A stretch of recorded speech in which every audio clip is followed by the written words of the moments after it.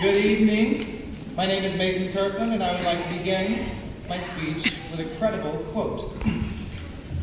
In the words of Queen Elizabeth II, Supreme Governor of the Church of England, yes. What? Oh, that wasn't the best way to start off the speech. Okay, that's okay. Let's just press backspace and let's start over. Okay.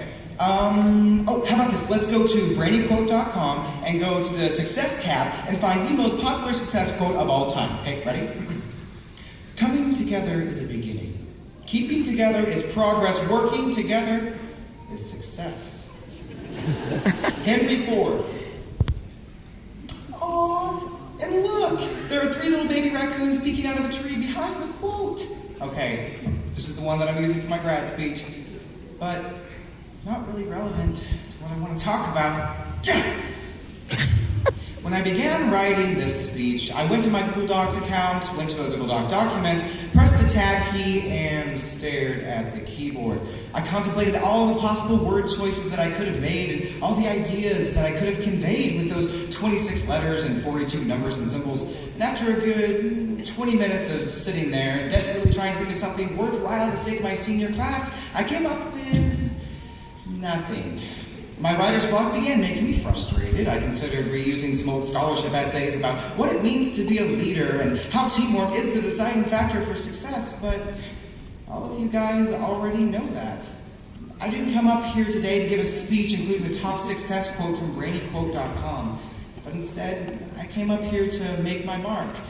For some of you, this is the first time that you have ever heard my voice, and for others, I know that you're probably waiting for me to shut up, but rest assured, I will be as succinct as I possibly can.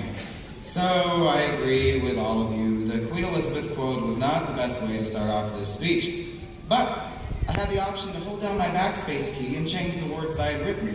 I made my speech somewhat better by choosing a more specific quote.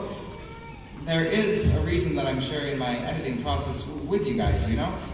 We write our stories in life, however, the world is not like a Google Docs document. Once something has been typed, you can't press backspace. On the other hand, humans are like Google Docs documents because we save that information forever as soon as it is typed. In my school years, I have met a vast array of people. I have met the meanest kids who want nothing more than to tear people down, to the nicest kids who go out of their way every single day to make someone's life, anyone's life, more enjoyable. And from tutoring kids who have completely given up on high school to those who can't even stand having a 91% in a class, each person that I have encountered these 13 school years have shared a piece of themselves with me. And today, I am sharing a piece of myself with all of you. And for a lot of you, this will be the last time that we converse, but that's okay. Because as we continue on throughout our lives, we will write the rest of our stories. We will see the story arcs take form, our character will evolve, people will come, and people will go. But like any hero of any story, we will handle conflicts with poise and vigor. And given all that I have given you today, I want all of you to consider the story that you're writing. You are the main character. You are the deciding factor into how your story ends up.